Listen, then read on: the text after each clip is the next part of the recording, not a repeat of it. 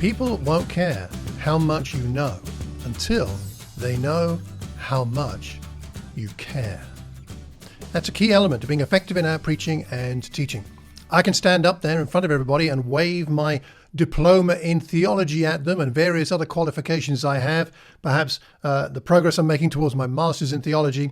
Oh, I could stand up there and wave this at them and say, look, you should listen to me. But why should they listen to somebody just with a piece of paper if they don't care? Jesus knew all the mysteries of the universe. He knew all truth. And yet what he wanted to do was convince the people he spoke to that he cared about them, and he gave them what they needed, not what he wanted to tell them as such. Jesus cared, and a good, effective preacher and teacher is somebody who cares, just like Jesus, for the people they are speaking to. So that's what we're talking about today in this week's edition of the Tuesday Teaching Tips, number 322, and is part of the 10 Commandments of Effective in Preaching and Teaching series. This is part 8, as we learn about caring teaching today. You and I surely want to be effective in our preaching and teaching, don't we? Just like Paul and Barnabas in Acts chapter 14, when it says they spoke so effectively that a great number of Jews and Greeks believed. Our goal is to be effective, not just accurate. And this is particularly pertinent when we talk about caring for the people that we speak to. Now, a point of clarification before we go on to 7 tips I have for you today, which is this. A church leader rang me once, a little while ago. They had somebody in their congregation who was a good student of the Bible. They were an able presenter, and this person liked to preach and to teach. In fact, felt that they ought to be doing it more often. So I was contacted with looking for some advice, and this person taught apparently accurately. They taught with conviction. However, the congregation did not warm to them as a speaker, didn't find that person particularly helpful. And the problem, as it was explained to me, was that this person, for example, would turn up late for church services, not being there before things began, would leave early, didn't engage with the fellowship at meetings, and indeed was not connected relationally very much to the rest of the congregation, not just at a meeting, but during the week. Therefore, those that they spoke to didn't sense that he cared. Now, I'm not going to make a judgment on that person because I don't know their heart, but suffice it to say that if a congregation don't sense that you care, your effectiveness is greatly compromised. You may be greatly gifted, but you may be greatly ineffective if the congregation or the people you're speaking to don't feel you care. So what we're talking about today is not how to make people feel you care. That would be manipulative. But instead, we're going to focus on how we can grow in caring and communicate that we care while we're speaking. Now, I've got 15 tips we could do on this, but I'll just restrict myself to 7 today to make it manageable. And you let me know what you think helps people to sense that we care and helps us to care for those we speak to. So tip number 1. Tip number 1 is pray. Got to start there, haven't we? Pray for the people you speak to. Pray for their spiritual well-being. Pray that the issues in their lives will be resolved by God's strength. Of course, if you don't know what the issues are, that tells you something about how much you care about them. But find out what those issues are. Pray for them. Pray like Paul did. One of the things you might like to do is look into Paul's letters and look for the prayers he offered in those letters for the people he's speaking to. Sometimes they're very clearly a prayer. Sometimes it's kind of like a spontaneous prayer breaks into his writing. You see that, for example, in 1 Thessalonians more than once. Have a look at the way Paul prayed for the people he spoke to give you some inspiration as to how to pray for those that God may guide you to speaking to yourself. So number 1, pray. Number 2, make the most of what we call fellowship. Be devoted to the fellowship. Whenever you have a chance to speak, you should do this every week anyway, but particularly when you have a chance to speak, arrive early.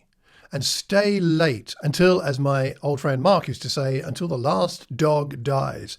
Come early, stay late, talk to everybody you possibly can. Talking to people before you speak it, before the church service begins, helps the listeners you're speaking to at that point, helps them to see you as a fellow human being, not as the speaker. That's a horrible place to be. Here's our speaker. Well, here's our brother or sister. Here's a person just like you and me who is speaking for us today. Make the most of the fellowship. Number 3, make it a habit to connect with the people you speak to. Look for reasons to connect with your fellow brothers and sisters. Remember birthdays. Remember anniversaries, other special events in their lives. Pray together with them in person if you can. And if not, use the technology that God has given us today. Use Zoom or other apps that are available, phone calls, WhatsApp, different things like that. Whatever you can, pray with them, talk to them. Pick up the phone when you've got a spare moment and call somebody just for a chat, not because you have a reason. So connect as a habit. Fourthly, ask questions. When you're talking to people, ask questions. As tempting as it is to tell people about yourself, it's asking questions that helps people feel cared about. And this is particularly important when someone's talking to you and you have a better story than theirs. So they'll tell you about some holiday they went on. You're like, well, that sounds great, but let me tell you about mine.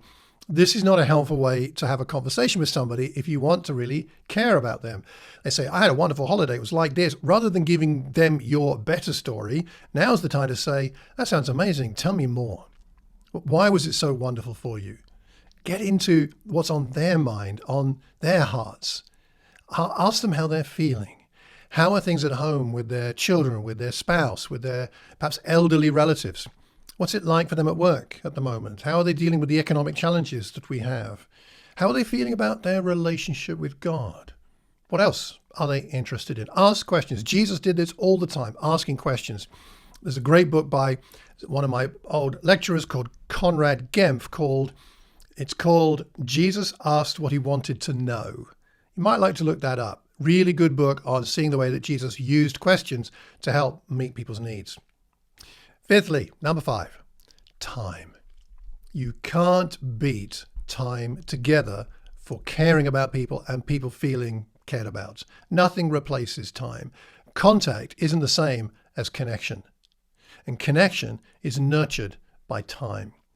Do things together. Recently, I managed to get a couple of days out of my normal routine and went up to see my old friend Douglas Jacoby. We spent 2.5 days driving around Northumberland, praying, talking about the Bible, going to see inspiring Christian history sites and things like that.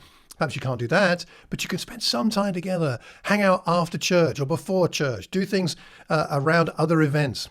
Time, nothing beats time. Contact is not the same as connection. Connection is nurtured by time. Number 6. Let's talk about the actual speaking event. Just 2 tips on this. Number 1, or number 6 in this list, eye contact. Eye contact. When you're speaking to people, look at those people. They're not a blob. They're not a block. And don't spend your time looking at the far wall, the ceiling, the side wall, your notes, your watch, I don't know, your phone, whatever. Spend at least some of the time looking people in the eye and look around. Don't look at one person all the time. Does this ever happen to you? It's happened to me when a speaker, every time they look up, they look at me and they're not looking around. And I guess they're looking at me because they know me or something. It's very disconcerting for me that I'm being looked at all the time, but it's also not connecting with the rest of the people in the room. So eye contact, not eye staring, but eye contact, and moving on to another eye contact. Really helps people to feel cared about because you're connecting with them personally. I'm speaking to you. I'm not speaking to the group. And number 7, vulnerability. Vulnerability, as scary as it is, open your heart. Share vulnerably when you speak. Let everyone know that you are a normal person just like them. You're not standing there and speaking because you are superior to the people you're speaking to. You're simply doing this because you've been called to it and perhaps you're gifted at it in some way. So be vulnerable. Now, being vulnerable, we'll have to talk about this more another time. It doesn't mean laying it all out there. That might not be appropriate. Don't tell everybody everything. And don't do it to gain sympathy, like, oh, poor Malcolm, oh dear. And now people are focused on you rather than on God.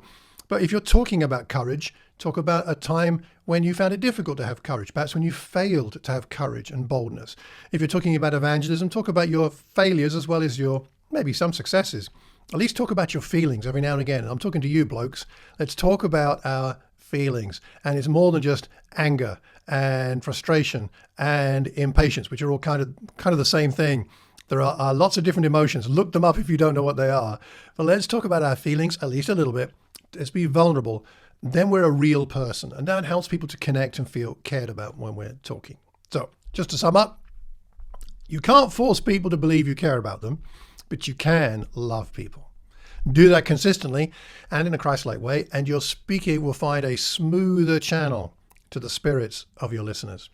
Don't rely on your excellent study, your knowledge of languages, or your certificates in theology, or whatever it is. Don't rely on your knowledge.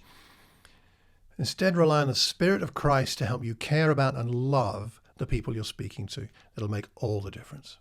Next time, we've got our 8th commandment, and it is enthusiasm is infectious.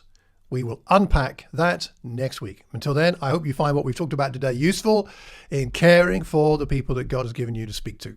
By the way, I'd encourage you to consider joining us at the AIM UK and Ireland next module, which is about homiletics, about speaking.